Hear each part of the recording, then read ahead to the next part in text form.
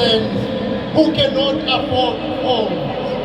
We will implement a rent-to-own scheme by developing low-cost housing programs with the private sector with an ownership provision. We will ensure the development of social and affordable housing options and opportunities in partnership with the private sector. We will identify parcels of state land for development by provincial government and municipality. We will roll out serviced sites to self-home building available to community forums and stock fairs. We will ensure the promotion of 10 key rural housing programs, development in rural communities with priorities given to people residing under Ibunyama Trust. We will ensure that the qualifying income for fully subsidized houses will be changed from 0 rand to 3,500 per month to 0 to 5,500 per month. We will introduce a housing benefit scheme for those earning above the subsidy threshold, because there is a missing middle who do not benefit in the current existing government housing scheme because their salary is a little bit above, but not necessary to allow them to build houses on their own. The IFP government, therefore, will introduce a housing benefit program for those earning above the sub-threshold. And we will eradicate the apartheid-style development in hostels and integrate the existing hostels into our community. Here at Tebini, we will eradicate the transit camps, which has been a living place for our people, which is a very unhealthy condition for many years. Point number 9. Trust us for service delivery. Functioning infrastructure is vital to deliver basic service delivery. The government's failure to deliver services has become par because it has been allowed to take down our country. Infrastructure has been allowed to be broken down. Roads have been damaged with no program to repair them. Potholes have become something we live with on a daily basis. The railway line system has been damaged. As a result, these trains that should be supporting our economy in transporting goods and coal in areas from Richards Bay has been affected tremendously. This has weakened our economy. The IFP-led government, therefore, will prioritize infrastructure. We will ensure the universal access to safe, affordable water and sanitation by 2020 and replace community water tanks with long-term solutions. The people of Tebini, as I speak, are without water, which is a shame to the ruling party in this metro. The IFP will ensure that water resources are protected and preserve, while strengthening the regulatory framework for water and sanitation, quality and safety. We will define the roles of provincial governments in water and sanitation management by ensuring regular government control and radiation for all water suppliers.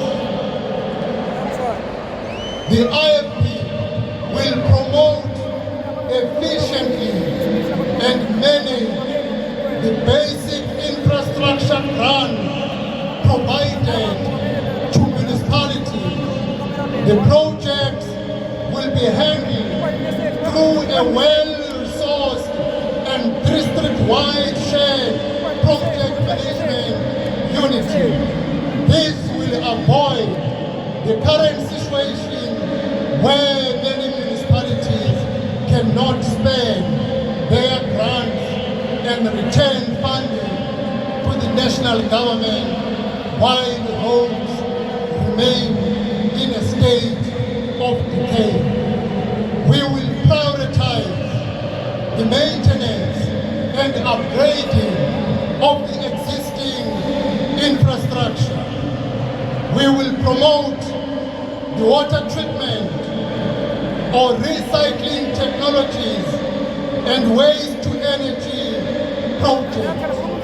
We will partner with communities, especially women and differently abled community members, to help deliver essential services, build houses, and lay pipes of water, electricity, and sanitation. Point number 9, transport. Trust us for a functioning transport system. The collapse of our rail network and the severe overburdening of our road network are crippling South Africa's economy and costing both lives and livelihoods. The impact of the government's failure to maintain and develop South Africa's transport system is so great that a phased approach is required, which would prioritize vital networks for immediate resuscitation. Through good governance, the IFP will incrementally bring key infrastructure and economic support mechanism back online. We will therefore do the following. We will fast-track the transformation of the transport industry to enhance efficiency by establishing public-private partnership. We will streamline regulations to simplify the regulatory framework to attract foreign investors and encourage competition, whilst avoiding the creation of monopolies within the sector. We will upgrade passenger transport services to urban communities and rural communities, thereby ensuring accessibility and safety. We will improve public transport infrastructure by ensuring that road, railway, and port infrastructure is well maintained and capable of supporting the economic and social activities. We will upgrade freight transportation by revitalizing rail and road freight to support the economic growth with a focus on efficiency and security. We will promote public and alternative modes of transport, such as the expansion of integrated bus and transit system. We will engage the taxi industry because we know that the taxi industry is the only industry that is owned and supported by black people in South Africa. We will create an opportunity to listen to the challenges the taxi owners experience when it comes to delays regarding the permits, which takes years before they are being released to owners. Point number 10, traditional leadership and government trust us to respect traditional structure.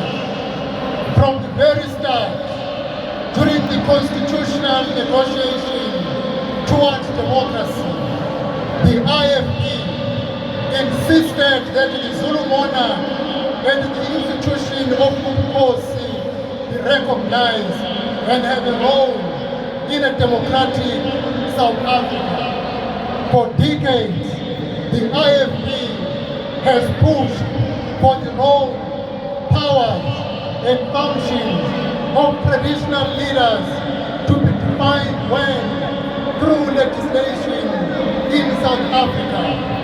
The IFP has consistently placed traditional leadership at the center of our local government strategy.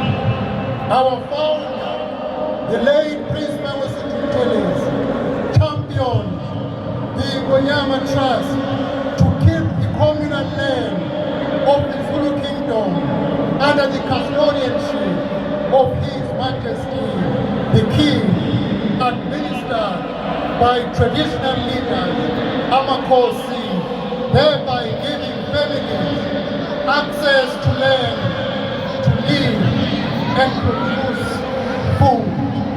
The IFP therefore, in order to ensure our partnership with Amakosi, we will protect and sustain the institution of the traditional leadership.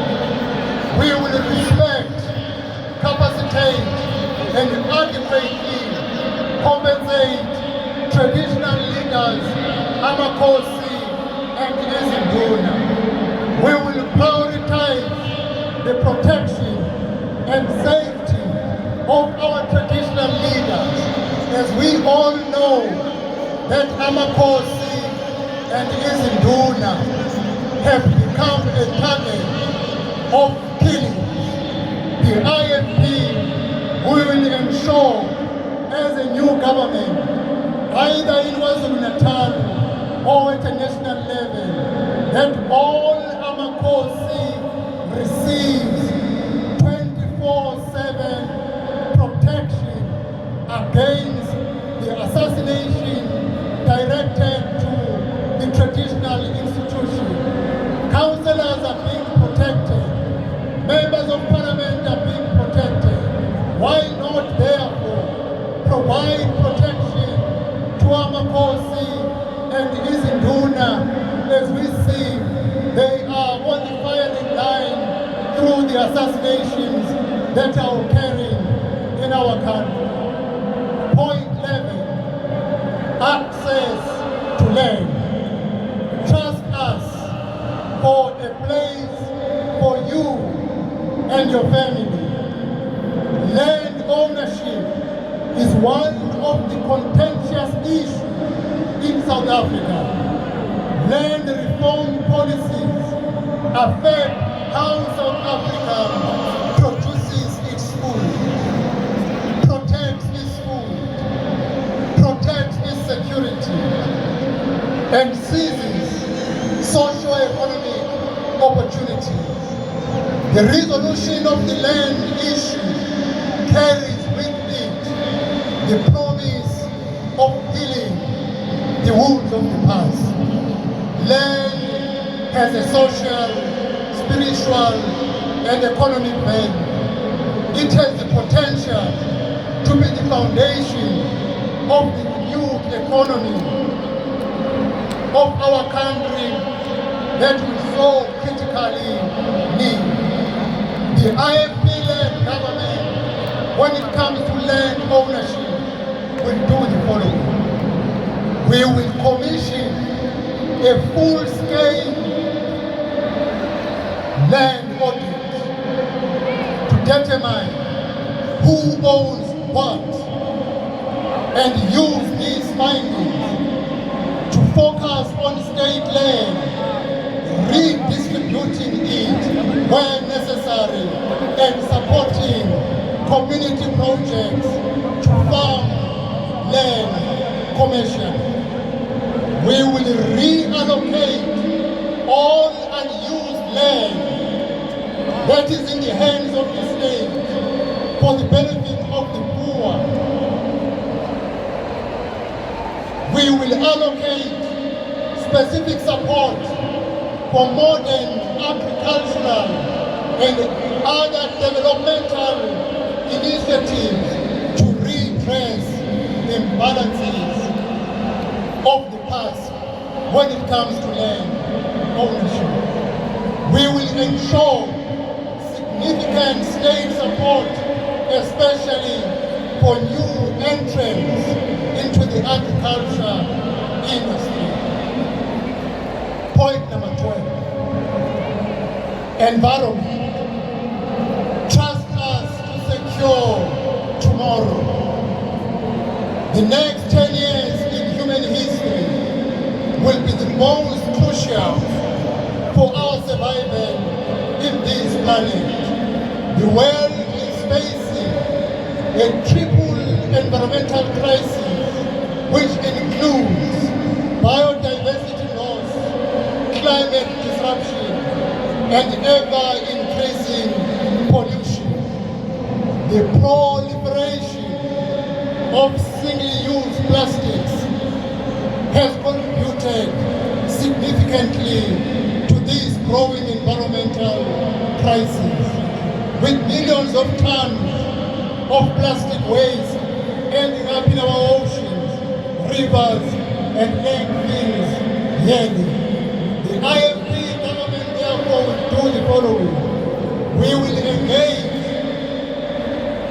all stakeholders, including workers, unions, communities, and business to develop policies and strategies to promote a fair and equitable transition to a sustainable future. We will protect our wildlife, promote ethical and sustainable tourism, and ensure that the future generation can continue to enjoy our biodiversity.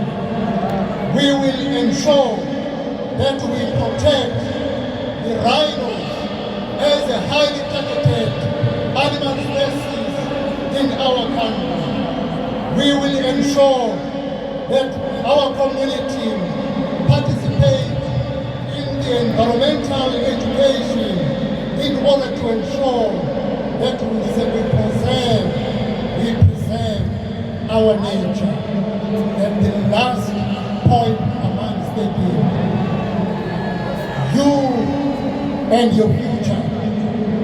The IFP believes in empowering people towards self-help and self-reliance, which is one of our core philosophies. We also believe that the most vulnerable in our society deserve more care and support. We will do the following then. We will ensure a modern, functioning grant system that is fit for purpose and pays the correct grant recipients timelessly. We will review all grant categories and increase grants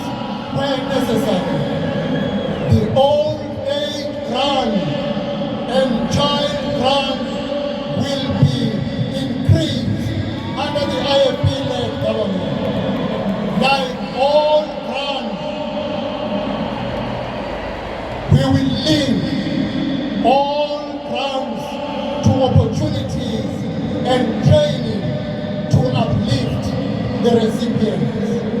We will combat the rise in social ills by ensuring that every community has access to social work.